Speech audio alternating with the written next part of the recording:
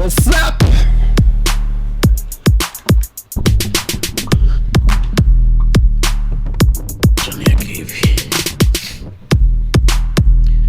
Alright guys, welcome to a very, very special edition of the Kissing Annie podcast. It's always a special edition with you guy, when you're here. No, you guys, see you guys. Kwani, you know, like send your special edition, you guys. Unajua send nani you guys? You guys utake kujua ni nani. You guys, Maina Munene in the building. Thank you so much, sir, for having me, man. Karibu sana, bro. It's been a long time coming. It's been a long time coming, man. Bruno is also in the building, bro. Producer Bruno. Yeah, we have the biggest producer on the earth. Physically, what is this? He's a big. You guys do the podcast against Asia to kilisha produce. Check it out, the sandwich. 70%. Ava liali kula Steve Chalo. 70%. Ali dish the former producer. You guys. But karibu sana Bruno. Asante karibu sana Maina Munene. I feel like umefanya hii pod for a very long time. Cheki mimi nikingoja kukam mpaka nikachoka, niko like saa sikuji. Umse alikuwa anaenda kwa street anauliza mse nataka kukam kwa pod. Just so that you don't invite me, man. You've been one of my prime guests. Nimepitia maneno mengi kabla tukae hapa na wewe. But now was the time, I guess. Yeah, man. It feels good to be here. Thank you so much for having me, man. So Maina is a comedian and an amazing writer. Right now he's killing it with kitu fulani hapo inaitwa government spokesman, you guys. Man, the government spokesman is doing numbers huko kwa socials. Yeah, hiyo story ilitoka wapi, government spokesman jo? So it's a project we've created with Justin Wanda, dope writer. Your mic's dream na ogope itakufunika you guys kwa camera you guys tukiedit. Yeah, even that. Okay. Okay. Check you guys. So the Justin Wanda. Check no Justin Wanda. Yeah, I think it should be. Hiyo kitu mazee mbona na BFK kitu najua.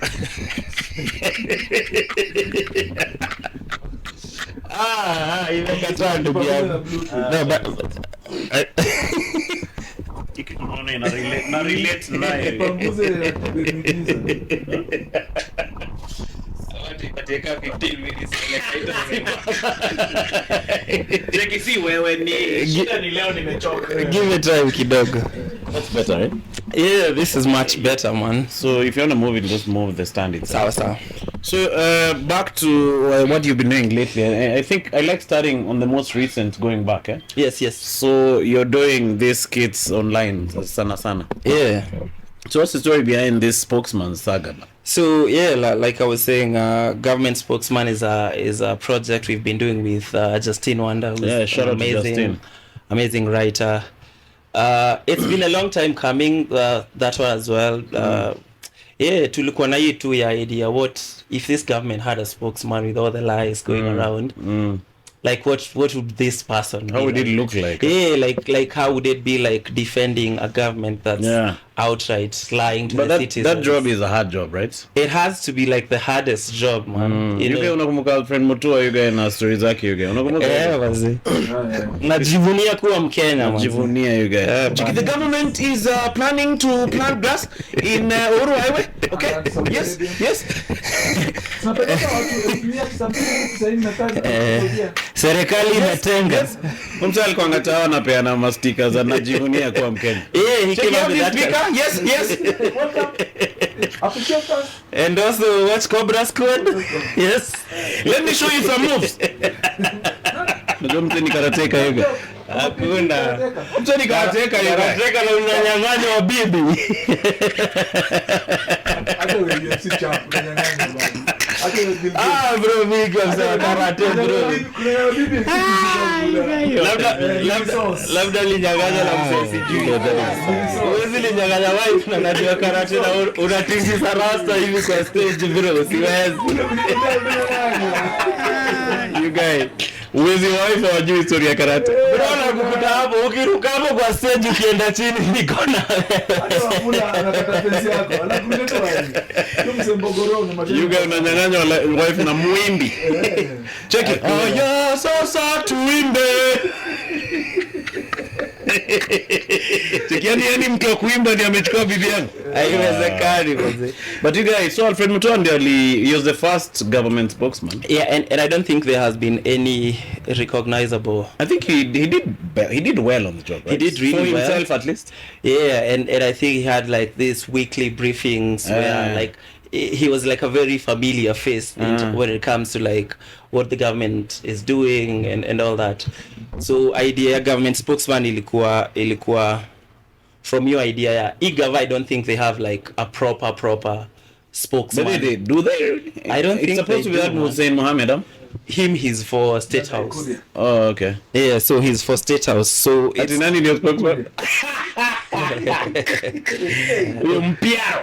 Uyo is the reason the government needs a spokesman. If you go to Ruero, the prices are very low. Shiba Wewe unatuambia prices are Eldoret. Angalia pale Ruero. Enda Roiro uone. But it's an important role, I think. I think Nani is one who Nani ni mswa PR. Nani? Alfred Mutua. Yeah, Alfred Mutua ni msewa PR, but I think he also did like film. See he's like a filmmaker. Okay. Yeah. So he knows showbiz, huh? Yeah, anaelewa mambo ya showbiz. Yes. Alikuwa anajenga in 1 week, you guys. Check, this is the road. Yes. I think pia like his Alikuwa kale tama hivi you guys kaya bread. kukinyasha. Cheki kukinyasha barabara ilienda na mvua watu wangu. Now the road went with the moor. Yes. But don't say the glass is half empty. Say it is half full. Yes. Unakumbuka vile jamaa alikuwa amesema vile ataunda Machakos Formula 1 track msee na Machakos City. You guys kuna graphic designer alikulia hiyo kitu. Some guy went and spoke that guy for minerals. That come guy for minerals. Which one? Oh, hiyo jamaa. Yeah, I know him. Oh, senator. Yeah, he went and spoke. Oh, senator anaitwaje bebe? A very rich guy. Mutua, is it? Anafanyaga gemstone dealer. Mudhama, is it Mudhama? Yeah, Mudhama. Atiso akasema? See, akasema that guy he went and spoke negative to those guys. Wa nini? Arabu say kachana mbuga. Sema yeah. Cheki Mudhama huko kwa Arabu, cheki. Now, this thing that this guy is proposing is actually a film. Have you watched the Gonda? It is a film. Hii ni kipindi.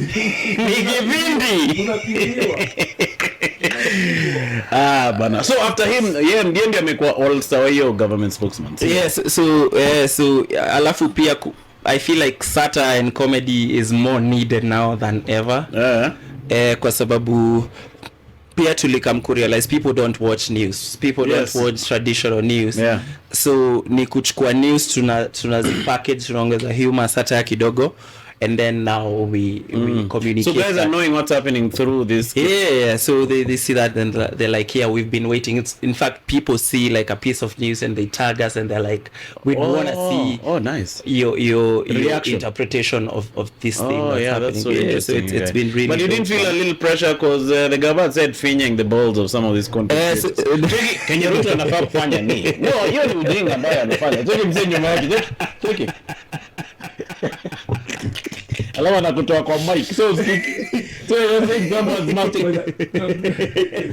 There's actually a clip of a guy mwenye alikuwa anatoa maoni. Pale tao. Sio ndio naongelea.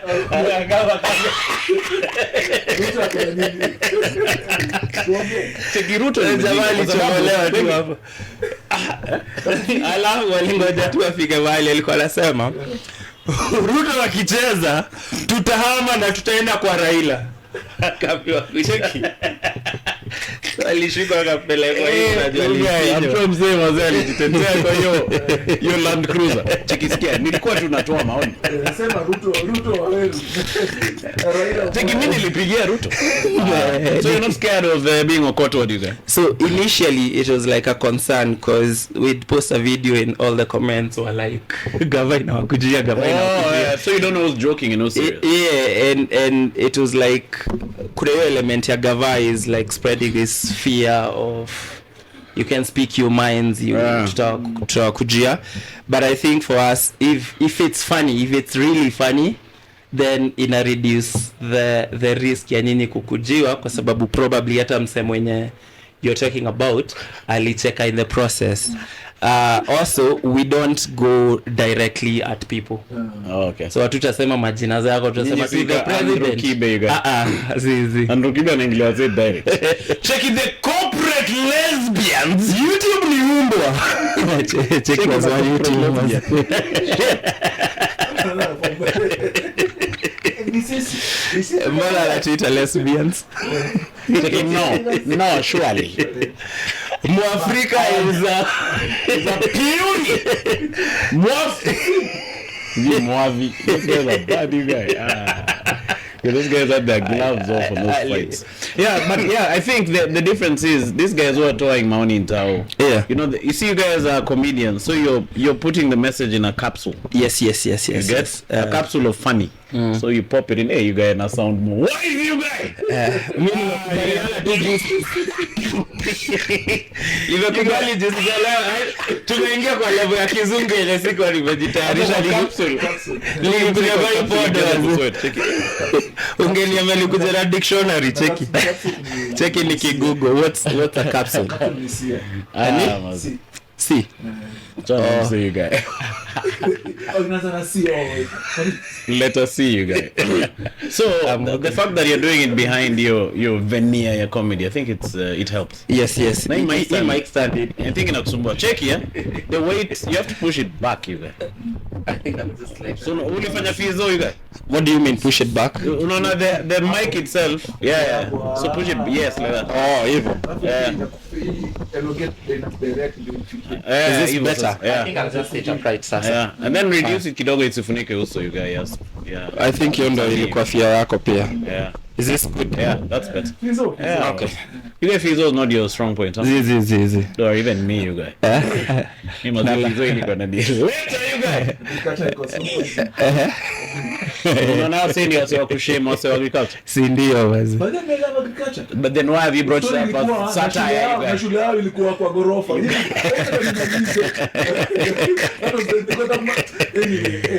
So you guys joke up, But anyway, but apart from Nini, you also do stand-up comedy, right? Yeah, man, I do stand-up comedy. I've been doing it for like 3 years this December. So yeah, man. Yeah, where did you start off, Maz? So story yangu ya stand-up ni it's a bit tricky because I texted Doug Mutai. Oh, Doug Mutai, the one and only. Yeah, and I was like, I want to write for stand-up comedy. I didn't initially want to be...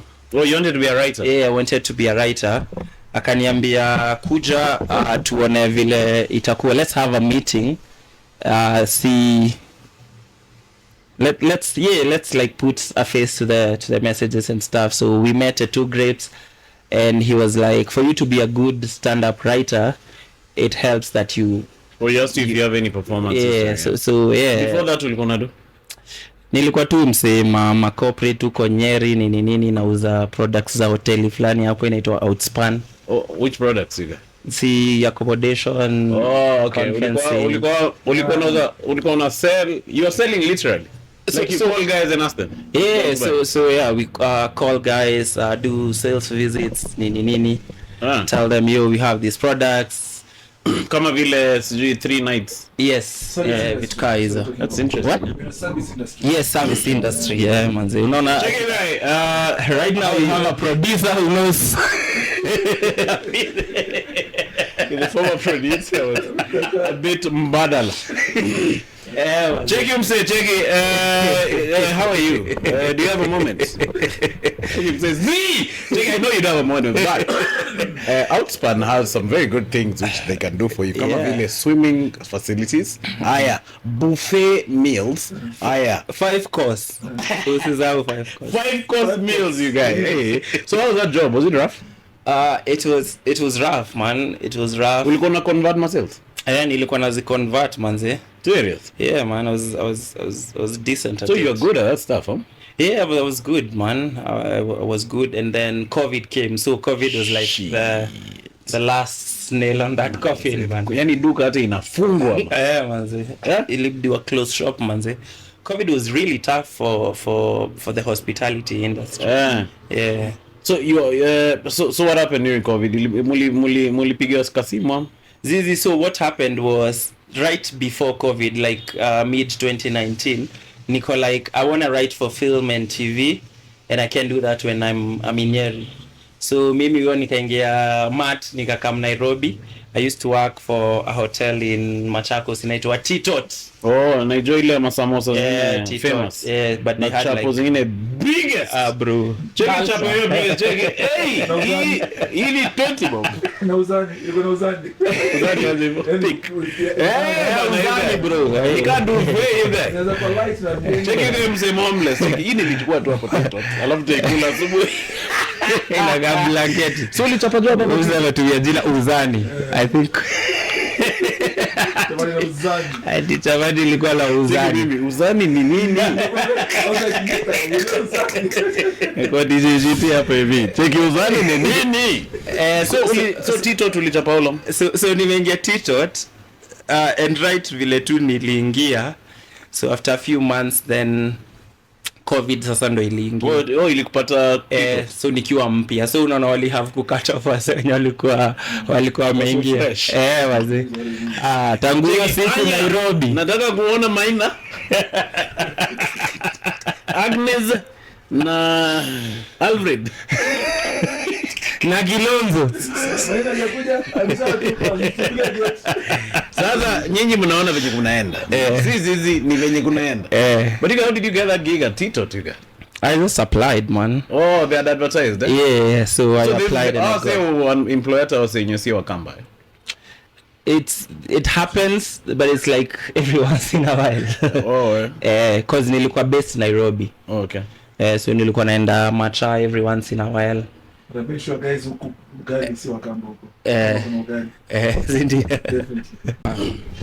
You guys, so unasema it was not only Wakamba you guys who used to No, we had like a few other people from other communities. Tibukusu. Cheki nimepata kazi pale Majaji. Nashukuru Mungu nataka kuchukua virako zangu. Shida tu ni zina vea. Ndipo sasa niweze kupima uzani ya chapati. Tuanga hiyo chop. Hiyo kazi si ngumu. Pika tu katumani. Katumani is not. Ni kazi ambayo ile uzani kubwa. Uzani ya hiyo kazi.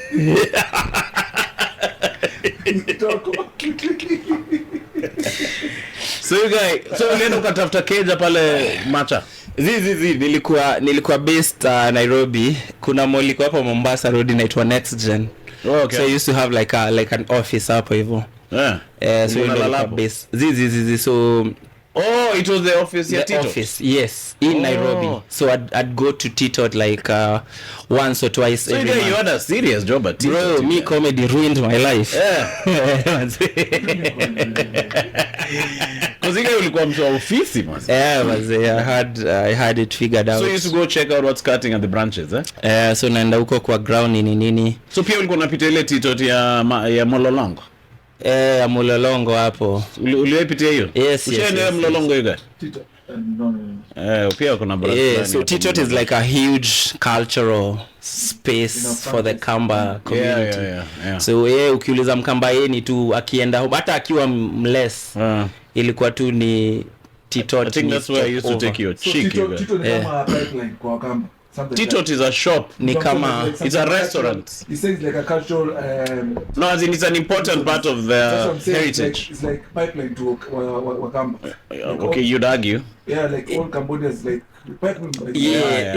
Yeah. Like if you mention Tito to any Kamba, they'd probably like tell you like a nice nostalgic story or growing up tulikuwa tunaenda Tito tunanunuliwa hizo masamosa. Actually when guys go to Macha, that's one of the stuff. Yeah. Huh? But shout out to those guys. They've been running that place for long, right? Nice. Since your place ni gani you guys? I think if you have No, I'm saying what's their history? No, they started kitambo, so it's like a family business. Oh, okay. So ni ile mzae anaanzia kitu wanaijenga na watoi wanaijenga watoi wao. So it's like imepasiwa from generation. Yeah, which is a success story for African. Biasharas. Like Mulezi imecollapse. Mulezi imecollapse kabisa ma just polite. Ile tu chini ya maji. Take no, just collapse polite. Businesses they keep on. Yes, then they collapse on the second generation. It's very hard running a family business kwa sababu I think kuna level flani busy nafaa ina grow nyinyi as a family, you step back. You see the route yenye wase wanaivas wametake. Exactly, like you leave it to other professionals. Bring in investors, professionals wenye wata take business to that other level, but haiwezi kuwa bado ni family business lakini ati iko supply nyanya because now that is what kills those businesses. Even Nakuma was a family business, you'd argue, right? It kind of was, but the head was a family guy. Sijui kai example yangu inaingiana. Check your example yangu, check stretch. No, but I get your point. Shout out to those T-tot guys, you guys. So nasema COVID ikakuja na its member. So COVID manze ikatufanya ile kitu manze. Check it. So COVID. Check. Despite mafuta. Zeki niko na mafuta. Wewe unataka but mimi niko na. God oil.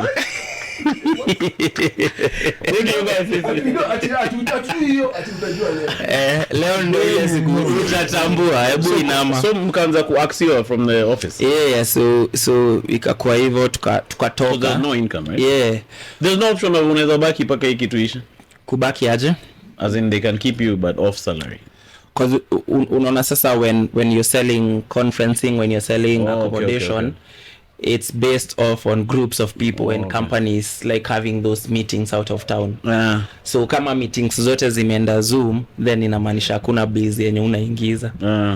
So wakaanza kurely na walk-ins na wasewa hizo wa F&B wenye wanakuja kukula nini. So ikakuwa tricky manze. And I feel like most establishments zilided your time ya COVID. That's a very important thing you've said about Zoom. You know, I've never thought about it. Are you using your mic, you guys? The Zoom killed most of these things. It's about conferencing. Conferencing, it was a big part of a huge industry. So when Zoom came, guys said, you chill in your house, do your thing. Na imeimaliza paka saa hii to a certain extent. I think Zoom pia ilimaliza Skype. Nakumbuka Skype? Skype maze is resting in eternal peace. Skype is good. Check it, Skype, check. Check it to my tenderness.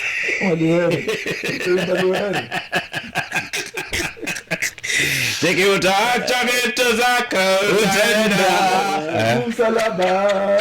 Check it, Skype. Skype alitufundisha mambo ya kufanya mikutano. Ukiwa mahali ambapo uko. Alikuwa amepopea sana maneno ya mkutano.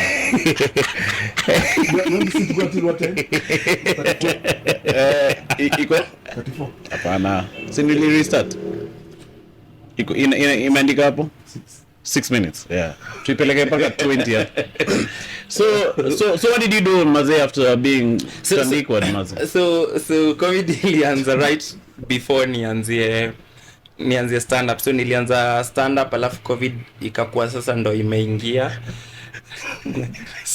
So nilikuwa trapped kwa hii kitu. So ilikuwa ni so I've just gotten into stand up and now there's COVID, hakuna job sasa, so nifanye aje nitulie kwa hii stuff nione kama it makes sense. Oh, okay.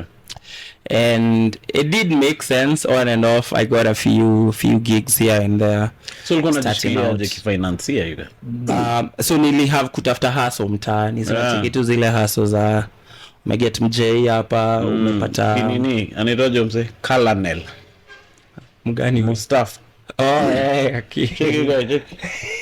Nini unajua pengine kuna sababu hiyo. You guys now mjei. This is not mjei upego kwa hiyo. So mjei ni mjengo wangu. Tulichapa mjengo nini? Nikachapa. Tulikuwa mse wa mkono. Unajua mjei kuna vitu mob sana, kwa kila mawe, kwa kukoroga. Si amesema alikuwa mse wa mkono. So kuna fundi you guys. Cheki si unaingia tu na mkono. Kuna fundi na kila fundi anakuanga na msee wake wa mkono. So msee wa mkono ni ufundi anakuambia endea hapa, koroga simiti hapa, hebu nishikia hapa, hebu pima hapa nini. So I used to do that a lot. So did you get a fundi mwenye trust? Ilikuwa tricky sana kwa sababu pia huko kuna tribalism nyingine. Bro, unaenda kwa site unapata job inapeana la Kiluya. Cheki mimi nikingoja hapo na kazi na wanasema mbona unaitwa Bruno. So ina depend na foreman. So na foreman mwingine ni Mkamba manzi. Na koroga kikao hapo. Kwanza ulipata hiyo mjei. Ni ile tu like you go for so long. So nikatu open mic. So wanakutana wewe mara moja. Unaingia hiyo cartel. Wanakutana wewe mara moja kwa like sana. Si cartel bro. Ni cartel. So wanasema yenyewe kini uboy. Mweke wewe unapiga siku wiki moja, 2. Ile kuna time nilikuwa nimesota hapa mada. My mother used to give me a lecture kabla nigedo. So nikamwa naenda kutafuta job you guys. Nikaenda hapa hill kutafuta job ya MJ you guys. So okay, the first problem I had nilikuwa nimengara sana. Hakuna kasi ya forma. Unapeana nini ID. So nikasikia huyo jamaa alikuwa anaitwa Peter. So anamuita. Cheki Peter.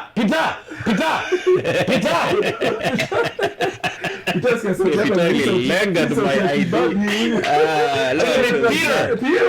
Peter. They didn't hire me. So when I was living there, the guy was living with the kind of where area yako ni gani? Area of expertise. When mtu wa chuma ama woodwork. Cheki area yako ni kusota mbaya. We look like an electrician. Hataki nguvu. So it was brutal manze. Nakumbuka kuna time fulani tumepiga mboka. You know, so how it works ni mnafanya kazi Monday to Saturday and then you paid on Saturday. So we have mama wa chakula when they come. Hiyo sato. Zizi throughout the week. So wanakupatia food the whole week. Credit. Alafu unawalipa sasa sato. So sato wanakamna kitabu. So ukijengwa zako unajenga huyo unaenda na zenye zimeba. So sisi tumepiga mboka Monday mpaka Friday. So Friday kukakuja delivery flani ya Calvert. Unajua zile so big. So sisi tukioffload tukaangusha moja. So far la kanabia sana nimeona bila kumekuwa manzi. Shit. Bro, ngapi mkibeba hiyo Calvert? Tulikuwa sika 3 wazee. So hakuna do wiki mzima na uko na madeni zao wa madhe manzi. So madhe wamejam yao. Wana jam manzi. You can eat another next week. So you fasting man. It was really bad. Yeah. So uliniambia ushaichapa soli ya ma3 you guy. Manze nimekuwa pia donda. Ulitoka mjei ukaingia ma3 ni? So after nimetoka mjei was crazy. So kuget mjei was hard. So nika have kutafuta job ya loading. Kuna job flani wase flani Isili kausha yenda Isili. Kuna zile malori zi ukamza za ziko na vitu unga, mchele, skari. So kuna job ya kuload na kuoffload. That's like the hardest job I do. Say juu wa Somali walikuwa wanalipa bob moja per item. So unaekewa bando 2 za unga mse kutoka kwa lori. Muende mpange. So bill moja ni how much? Si ni bob. I see you guys. Ni bob 1 shilling. Bro budo umepatiwa kando kando mwambie sisi siku moja tukakasirika tukasema tuwaite mkutano hawezi kuwa anatulipa bob hapa so tukawaita mkutano wakasema kama kuna mtu nilipigia simu leo asubuhi nikamwambia kuje kazi akuja ipande Seriously. sawa kama utaki kazi uende wewe na kama unataka kazi kuna gari huko nje uende muoffload And then that work is back breaking, huh? Yeah. bro it can kill you bro. I can show you a guy who that job fucked up his like shoulder so anaendaga kama ina maivu Yeah. see bro check it out Kama yeye kwa sawa kutembea kwa sababu zoka napenda umelekeza shoulder hivi kuna tamsome lele muendelea so unashinda siku mzima wazee so jioni unaenda home na 180 wazee shoulder imetremka Na backache moja serious. tunashona suti na So ulitapea for how long? so I did that for maybe like another 3 4 months Ulitapa one more per day for nini per load for 3 months.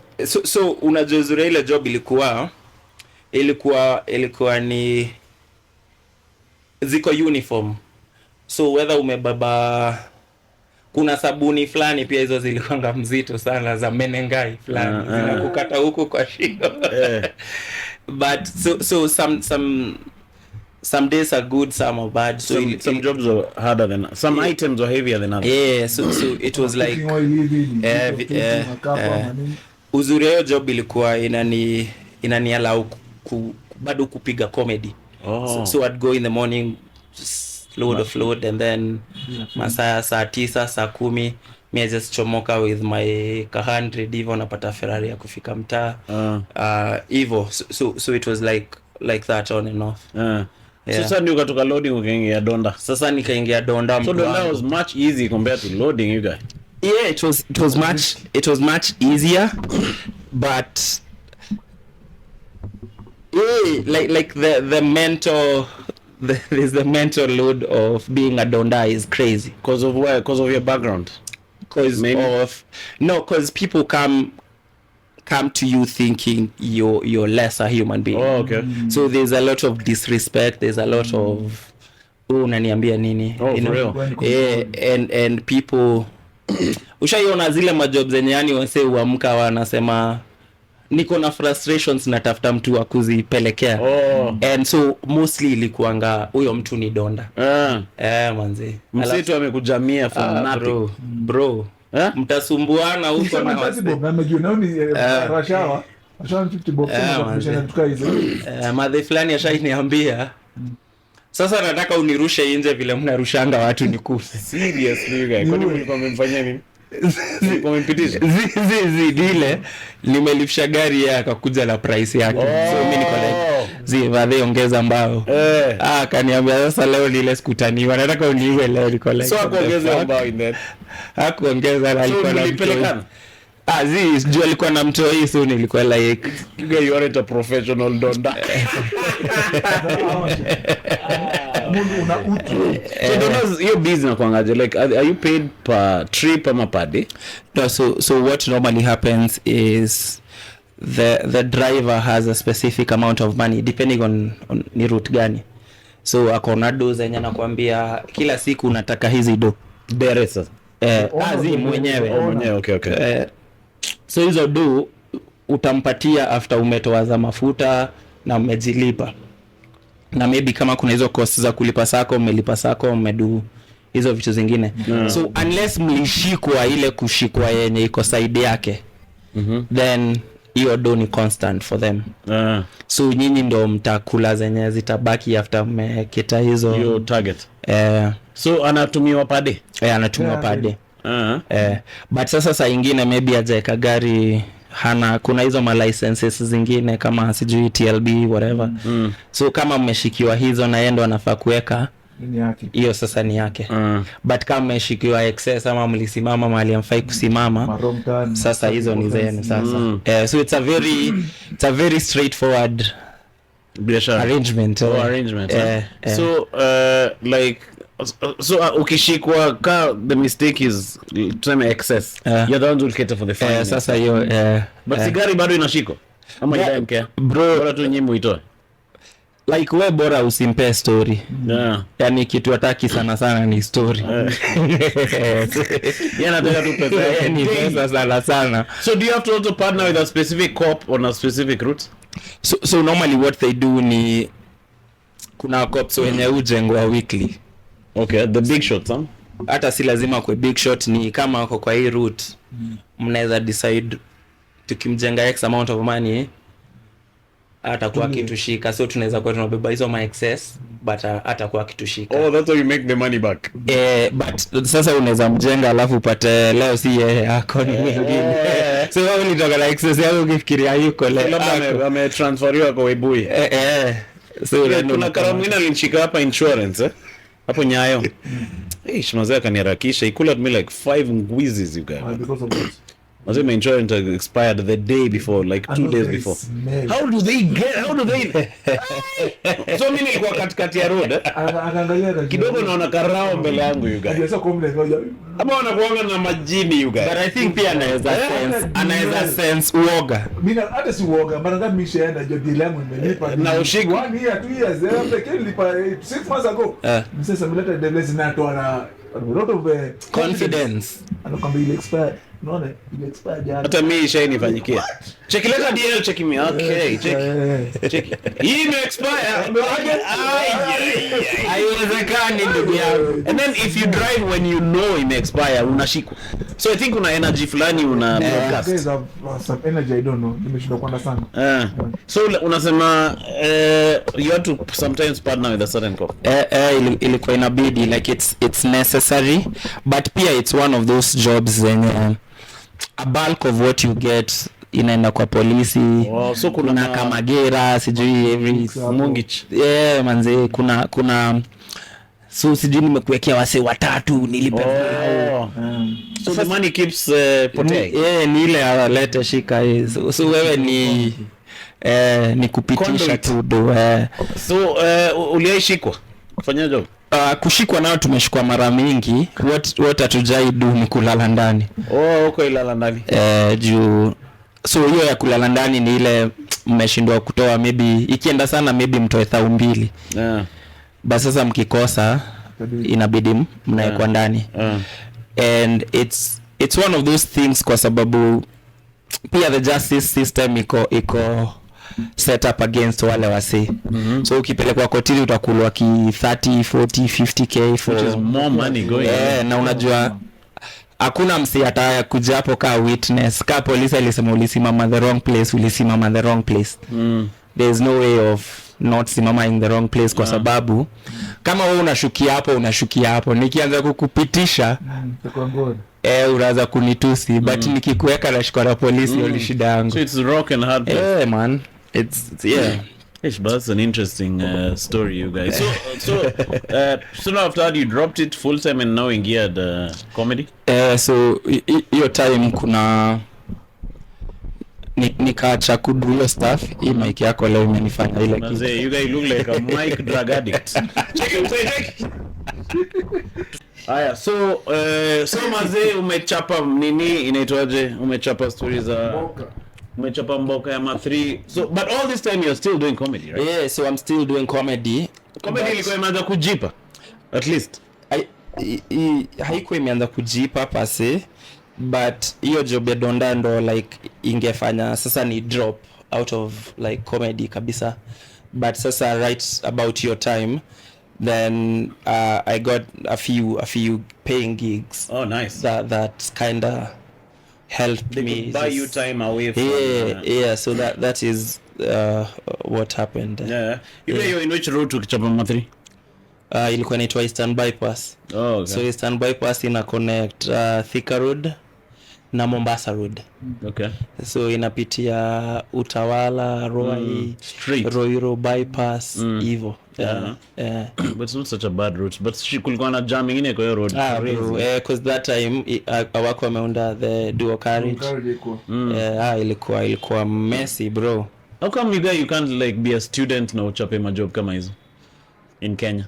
So you know that you go to America and you can be a conductor, you can be a need your time. You can do these blue collar jobs. No, need your time. Unaona huku unapata hata hii idea ya shifts. Most of these like informal jobs don't have that. Unless maybe umepata like job kwa like a proper fast food restaurant. Hapo ndo unaweza kuwa na shift, unaingia saa 1 maybe mpaka saa 6 or whatever. But sasa ile ni job lazima upatane na rush hour ya asubuhi. So by 6 lazima mkue mboka. 6 am. So many between 4 even. 4. By 5 mwanze kubeba hiyo rush hour ya 5, 6, 7, 8. Ikifika 9 sasa wase wameisha pia, so tena ianze kushika tena jioni. So lazima ukue huko for at least maybe 14 hours. That's crazy, you guys. And that's on the job itself. Yes, sasa on the job, unaona. And it's 14 hours of continuous disrespect from everyone. And unajua saa ingine wase usema makanga wanakuanga amekasirika sana, but it's people just constantly just fucking with your feelings until you get to a point where you're just an angry person. Yeah, so that job can do that to you. You become just a don't care. Like like before wewe ukuja umenikasirikia, sasa mimi as a defense mechanism nitakuja sasa mimi ndo nimekasirika. Una get you am expecting wewe you'll come at me. So it's yeah. You guys tell you what bothers me with the condas, you guys. They bembeleza you to ingia lakini ukishuka check it fast na kushuka wewe check it. What bothers me with the Concordies, you guys came later when Michuki rules were there. Yeah. Concordies used to mess up school children a lot. They used to kumonga them. They used to kumonga them. And then they get pregnant. Like, them supu, like, Concordies, like, yeah. So just be, but you know they were admired. These guys are handling cash. Yeah. Maybe when makili yako iko ina mangoma yake yote, you guys. And then those guys used to know latest things. Kama Shabarans wamekaa, Concordies ameshaka die, and your latest things. But what's up with the culture? Why do they behave the same? Like, it's a phenomenon. Concordia wa Busia ana behave the same. Even if hawajai kutana na wengine, they just behave the same way. Ama ni hiyo self defense. I think ina come with a job kwa sababu ni job. Sasa si nimekuambia uko na hours mob sana zenye hamko busy. So mkipata opportunity yenye mnaweza make as many trips as possible, then itamaanisha lazima ni kuharakisha utoke ndio nizunguke at least ni squeeze in ka trip kingine kamoja. Una get. So to some extent it comes with a job. Una get. Ni kama kusema comedians wote mbona wanakuanga funny. Una get. Juu it's required of them. Msema your explanation yako buda ingiani. Because of Concord to do what? You know your ex papi hiyo ya kukatia chick hata sijai address because I feel like that's wrong. So Concord shouldn't katia chicks. No, children. You know you're okay, definitely not school. Yeah. But above 18 is up. No, what? I say. So you're saying Concordies don't deserve it? Yeah, I'm not even. You guys don't deserve it. I'm not even sympathizing to Concordies. Why would you katia 18 year old? Yeah, hiyo tumekubali. Anybody. Hiyo tumekubali. Not even Concordies. No, hiyo tumekubali. Lakini mademo wanaweza wakatia hiyo guys. Mademo wanaweza wakatia. So long as they are 18 and over. 18 and over. Check nitakulipia, it's okay. But wanakuanga smooth, wakontrol wanakuanga smooth, man. And then I think they've practiced that gift of public relations sana. Wazee wanaingiza wazee extra kwa gari. Cheki hatuwezi acha hawa watu please. Wazee mmejazana you guys. Alafu pia kuna ile element ya kana napiga hii route niko 100% sure kuna msehemu beba kila time. Oh yeah. That's how they build their rapport. So kuna hata wase wenye watakungoja we specific juu anajua utapitia. You guys do have any you build that rapport situations. Msali kwa madem wewe. Because pia madem wanaweza kuingiza you guys. Vibaya sana. So instead of charging them as they smile at you then they go. They know how they pay. So I think madonda ndio the victims kwa hiyo arrangement, ndio? Uli dunga shana ngapi? Zizi. Wakwenda dunga mashina. Kwa casino. Napasi kwa casino kitambo. Cheki nilishomeka. Wewe ni conductor kitu gani? Maze. So comedy maze how's it been going you guys? Comedy has been nice for me. Nimegrow over the past. You definitely grown. I'd say that personally. Yeah, and just so easy stories to grow is normally better when someone else is. Ndio Check mtu akijisemea check no Kenya naona nime advance sana in terms of killing. Kwa sababu mi murder was sana. So tukiangalia No, but I've seen you've been very diligent to this thing, You've made a lot of sacrifices, you guys. Yeah.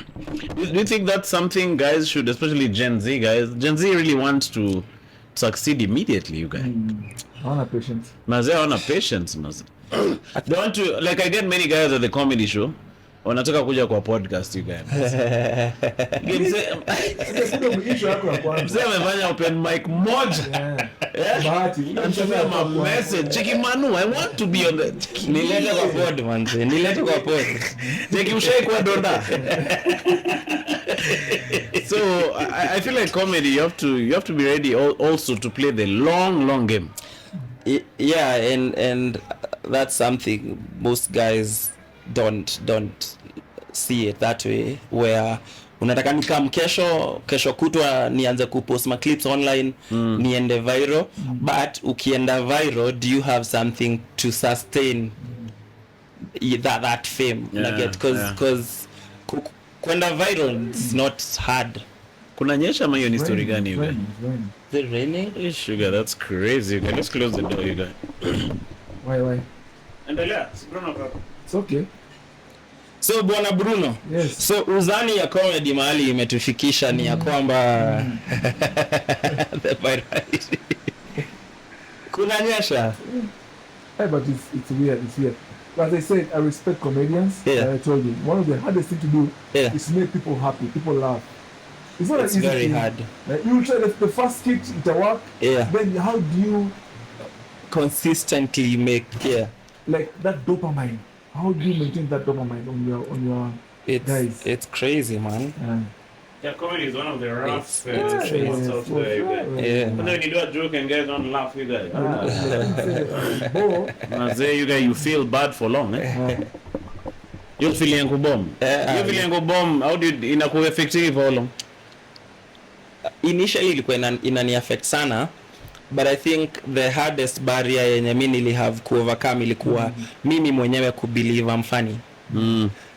So, cause sasa before that ilikuwa nikibom niko like me I suck, I'm bad at this, I'll never be good at anything. So that stays with you for long. But when you know you're funny and you bomb, you're like, fuck, it was a bad set. We try again next week or whatever. And now it does not like consume you as much as it would before. Yeah. So did you decide to seriously start doing skits? So it's been work in progress, where tumekuwa tukitaka kuidu for a minute, but sasa kuna ile fear fulani ya sasa I'm being vulnerable, is this being funny?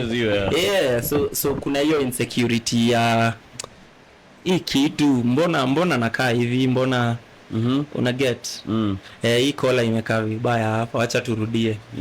So hiyo insecurity you could keep from doing, nimeona na G-Block 10. you might do that. Atakumonga mic zote kwa hii set. Kidogo atazia hizo lights. Check. So kwenye nakusha about comedy ni kubomb ni kitu moja. I think hapa producer iko sawa. Sawa. Uzani sinisumbue kwa hata kitoko. So I have a question. Yes. At the time you write your skits, you write. So you know this is the what do you call it? In music, they say the bridge, taking to the bridge, or this is the punch, and this is what guys remember me for. Yeah. Then when it happens, then opposite. As it happened to you. Like, you know, you have jokes. Then, you know, up and yo, up and watajua kweli ni msee. You know, you have in a hata. Yeah. Then in a hata. See, you happen sana kwa sababu how we shoot the skits and shout out to the guys we shoot the skits with Jack Otis, Marcus Douglas. Yeah, check them out. Beasts, those guys. So how we do it is kuna element kubwa sana ya so this is the idea. So pia bahati you play along. No, but this is the idea and everything else yenye itafollow ni improv. So tuna improvise, tunaga like a specific script. But tunajua hii ndio punchline. So sometimes tutaenda hivyo to improv, msee aseme tu kitu moja huko yenye haikuwa kwa the initial idea. And then now that carries the entire skit. So hizo ni vitu zi happen na ujui vile wase wata react to a specific thing. So ukienda kwa comment uko like mse they're mentioning the same thing you're like we hadn't thought about it that way. So this was supposed to be the joke, but this is a joke and that's okay. That's also the flip side. Like you can know this is in the shadow joke or in the curtain raiser. Then you find it goes like so the whole show, remember yourself too. That's the thing about these things. You never know which one will be. So as much as we might laugh, kuna element kubwa sana ya bahati. Sindio? Kwa sababu cheki ni bahati tena. Machozi.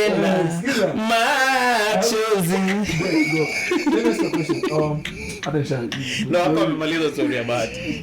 Unasema machozi. Cheki mtoto wa mama bahati tena. Umse aliachana na Mungu Tena alipiga Mungu teke tena.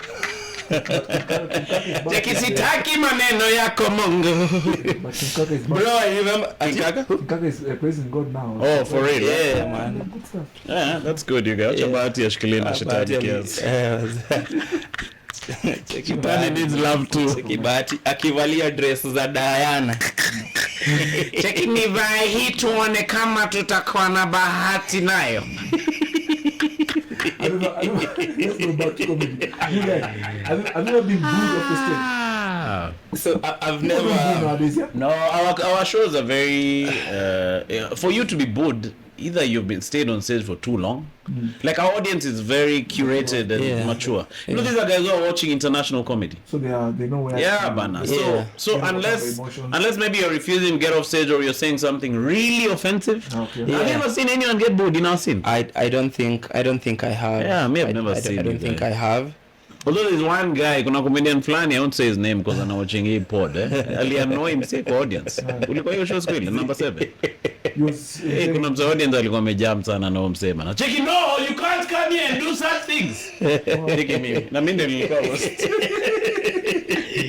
But he had annoyed those guys. He didn't have yours raw, so he didn't have the technique of crowd work and talking to the audience. So, but do you think sketches move faster than stand-up comedy? Yeah, they do, man. They do. But is that annoying to you, or you don't mind?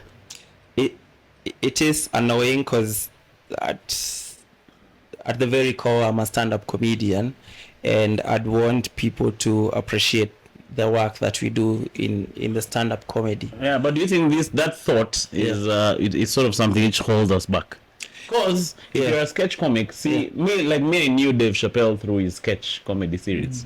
Me I never used to watch that guy. Yeah. So I feel like we should use this thing more as an asset than saying, you know me, my first love is comedy.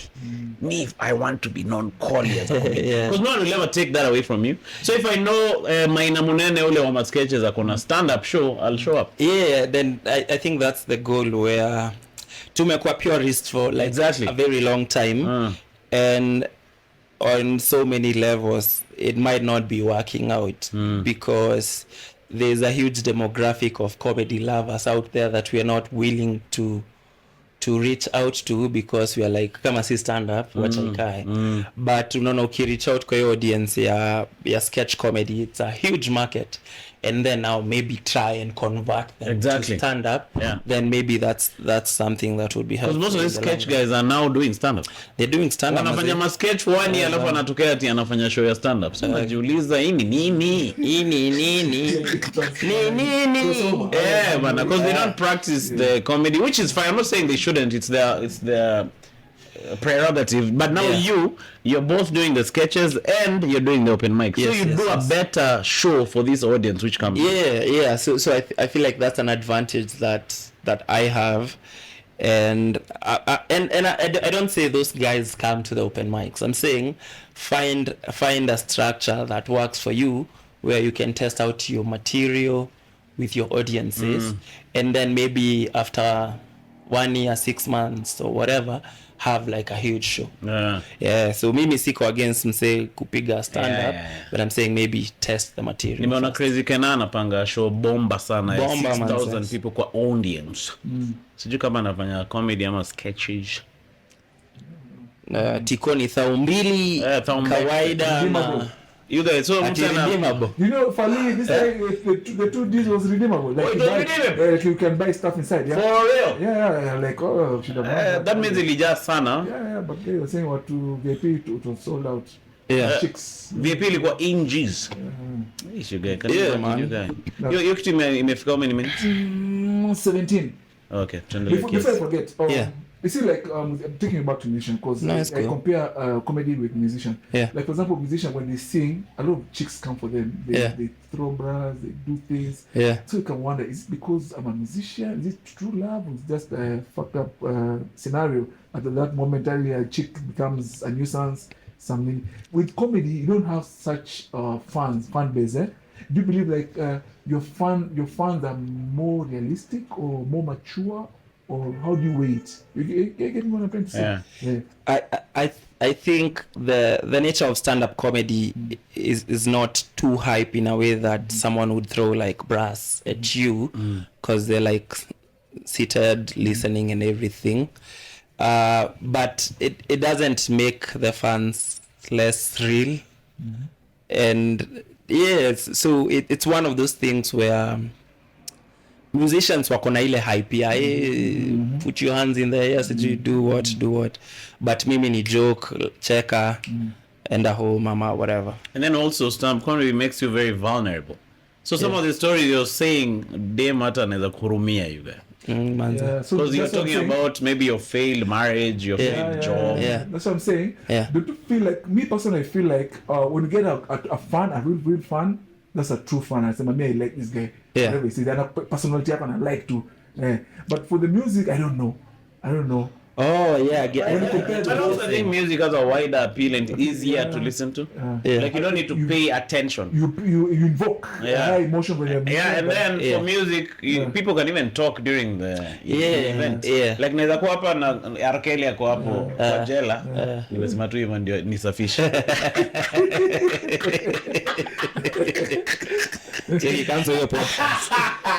So Arkeli yako hapo na himba and we are talking. For comedy, maze guys have to be quiet. Otherwise you pay attention.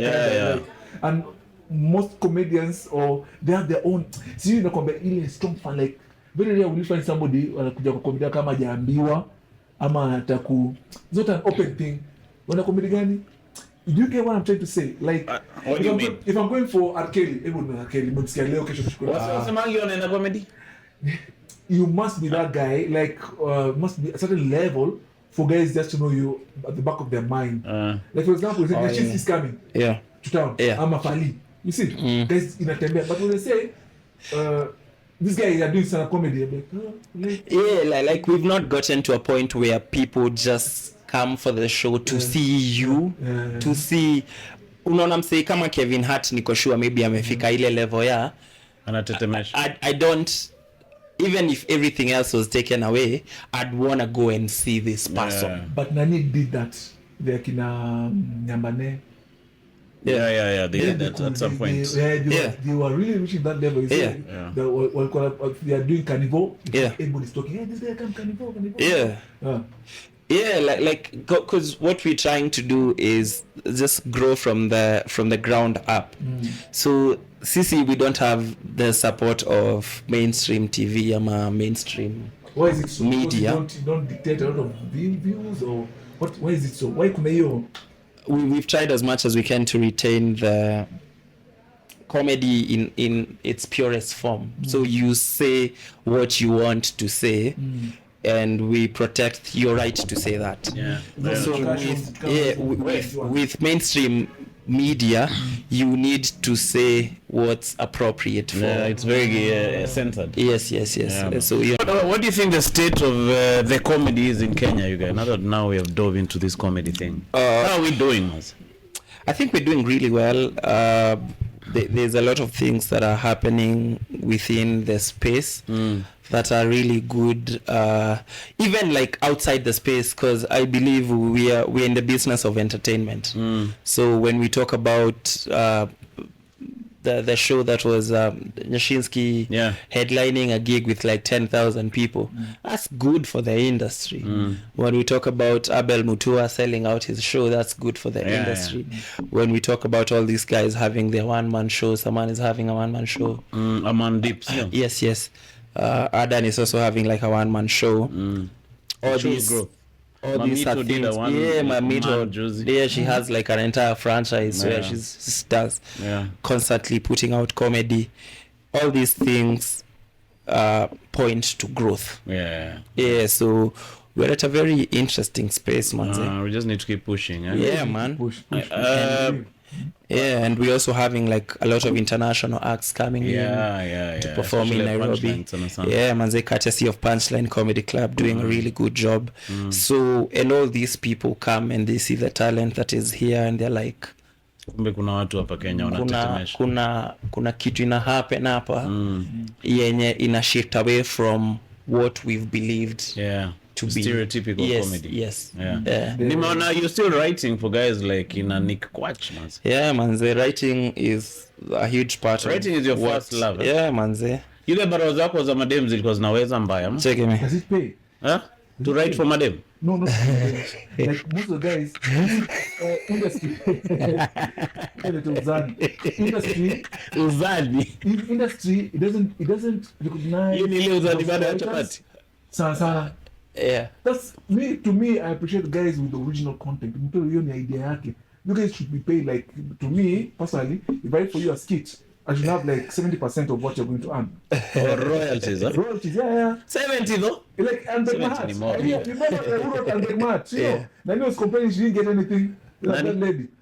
And break my heart. The chick was Celine Dion? Not and break my heart. Unbreak my heart. Tune Celine Dion. No, Celine Dion. Say you love me again. Come take this. Tony Braxton. Oh yeah. See, I first wrote for Tony Braxton and she was complaining that this song went viral. She was told you just use your voice. Nilikuwa na wachumse anaitwa sijui Ngwanu wa Mangano, umse wa UFC. So alikuwa anasema UFC was offering him sijui $2-3 out of $80. Can you imagine you guy? UFC. You guy. So when you receive Makonde. Okay, you're the one who when you're an old person memory to go imeenda you guy. But now I think it's your crossover thing is getting I think 50 or 20 M. When he's gone now to boxing. Actually, you can't go boxing completely because he used to do boxing. I'm a professional kwa UFC for some time. But now he's doing the boxing Fury. I think he's getting 50 or 20 mics. No, that's dope. And this is fighting for it. So what do you think of that point? Do you feel like writers saa zingine wanasaulika? Kuna boy fulani wangu nilikuwa namwandikia hata unamjua Kwa boy bana. Umse unamwandikia joke Mazee anaenda na iperform na huo alafu anakuja kuambia wenye God ni mpoa alimpea hiyo joke. Cheki, usiye God. Napenda God. Kwa hiyo joke nikaichukua, nikasema wacha ni ongeze. Thank you God. I'm like, dude. Chiki tunapenda hapo mazee fame kikama mazee hata kwa knowledge you guys. Anataka kukuacha ende na mzee audience. Cheki niaje mzee audience unaelekea wapi? Ndio huyo jamaa simjui. You guys are jealous. I'm upcoming wanasumbua sana you guys. So do you feel like That's a good point about the writing industry and the structures that it needs, so that you can profit for life. Yes, so I that it's a very strong point. And I'm actually like in this group where we're discussing like the problems and grievances of like the script writers in Kenya, because Gava wanna try to set up like a policy, like a film and TV professionals policy that guides people. So where wanasema this is the minimum wage you can pay a script writer to write your script and all that. So it might not work, it might work, but I think writers are not respected. So I agree with what you're saying, and more often than not, no one thinks about the writer. The glory really portrays, bro. Yeah, manzi. But it makes money if you're good at it, and there's opportunities for you to write scripts and to create content, and but sasa haziko mingi vile. You see, even those organizations that are trying to work with creatives, they don't have an understanding of what is this creative work. Naget, so yeye anakama nakwambia nataka kesho unaweza ni deliver hii script, anakupatia idea sahi. Naget, but it's a lot of work that goes into like creating something like see switch manzi. How do you hiyo kitu bado ina manamba zinaenda bado? Yeah. Okay. Ni how many minutes? 6. Okay. How the only way, me according to personally what I feel, if the industry will only grow if you have script writers who profit from that industry, because there will be competition itakuwa, and then guys will be more mature and more professional in writing good stuff. So and what I feel like about Kenyan artists or Kenyan industry, a guy, I'm not a good musician, I'm a good script writer, I write a music and I'll be like, what in the song? I'm like, dude, if you give the song to this guy, or you kitu ngepatia, this guy would have come very clear with that, whatever you. But guys fear. Also, guys, the scriptwriters fear the other guy will succeed. They hata baki nyuma. So it's a cut both ways. I think it's inaitwa ni mentality fulani ya kiufala sana ya. Mi hata nikikaa na idea yenye inaweza fit Manu zaidi, haiwezi nisaidia. Exactly. Haiwezi nisaidia.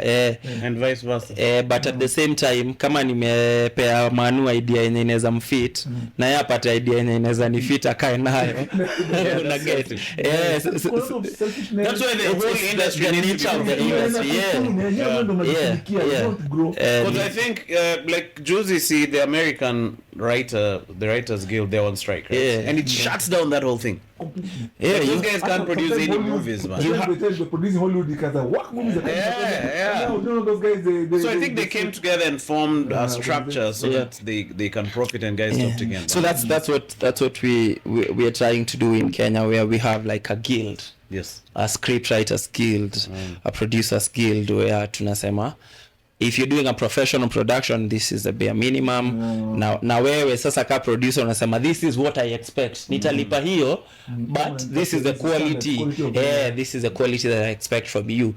Na sisi tunasema hauwezi niambia nikutumie draft 10, nitakutumia draft kadhaa. Hivyo so it's a conversation that's there, and I hope it come to something.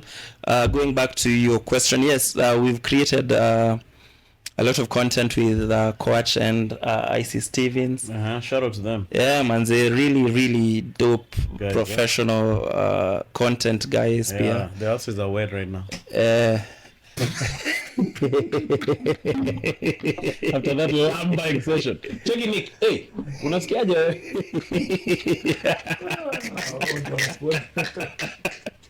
Check no, ni podcast. Alikuwa kwa podcast ya Manu, so ndio alikuwa anatuambia huko. No, but those guys are dope. I've had Nick on the pod and it was a very nice session. He's a serious guy. Yeah, he's a really nice guy. They're doing really good job, manze. How did you get into that circle? Lama ulikuwa unajua wase? So Nick, I met Nick kitambo kidogo, so we just like briefly like had like a moment. Yeah. So did you tell him you're a writer? Yeah, I told him I was a writer kitambo. I think ilikuwa hata huko 2019, And then when we met again, I think in 2021 or something, so ilikuwa tu hiyo idea yayo, I still write, this is what I do. Kaniambia, yeah, we'll definitely do something. But the fact that they're reaching out, they're seeing the need for a fresh brain. Because if you're a good actor, ni kama hii podcast, me I just like to come here nikae hapa chini. Hizi vitu zichae kwa mini chape podcast. I don't want to start setting up and editing. So now it's like that for a good actor. Like you're good at delivering the character. So you're just given a nice serious script. Unaipitia alafu unaideliver. But Kwach is also like a writer. He's like one of the best writers in this country. So pia kuni trust na your process just write and them liking the content, the scripts that I hand over to them was really dope. Because in a it stamps the work that you're doing. Assurance. No, that's dope. Congrats. I never got you write. You can also write for movies or just comedy peke. So I write for comedy and I write for film and TV. So you guys, cheers for coming through, bana. This was short and very sweet. I think you guys unafaa kurudi chope live stream kadhaa.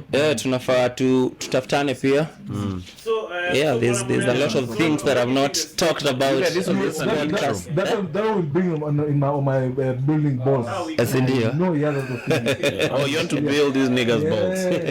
Yes. He has things I'm hearing. Bruno has a podcast. Inaitwaje? Building balls. Helping men one Take Bruno. Approved.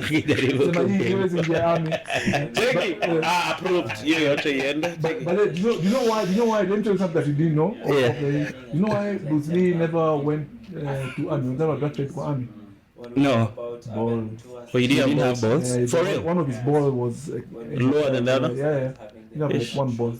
So it's very important to have. He had two balls, but one was inverted, like it was inside. You have to check your balls. You must have two balls. You know that, But why do they check if you have two balls? You have to be full as an individual. You have to be but what does that got to do with being a sniper? Maybe they should tell you that story. Or something. Sold by you guys? It's an army parameter. Like they should change that thing, you guys. What if your member is super big? Unless I go to that guy's do checks from Ama wataninyima hiyo position. They give you the Department of Bread. The JSU come to thing there. Wewe unabeba bunduki, guranangu beba bunduki ngapi? You see when you have adjusted, you're armed. You see army and dangerous. So we have a job for you. Wewe na miguu tatu. Wale ni mabibi wa shifters tumwashika. That's nasty guy. But anyway, Maina Munene, cheers for coming through. No, you'll come back. This was just an intro to the pod, maze. Pia kukuja mara moja ukienda. Utakuja ukikuja. Bana. So me have had fun. This is really I always like hanging out with this guy. We normally have some very good laughs nikichili. It's always a riot, man. We hang out with this guy class. Bruno ni boy wangu hapa. Sindio? Bana boy wangu mbaya. This is dope, man. So cheers Bruno for coming through and chikiling on that end. You guys follow this nigga if you haven't at Maina Munene across all platforms. Yay. Cheers man, thanks for watching. Bye. Cheers.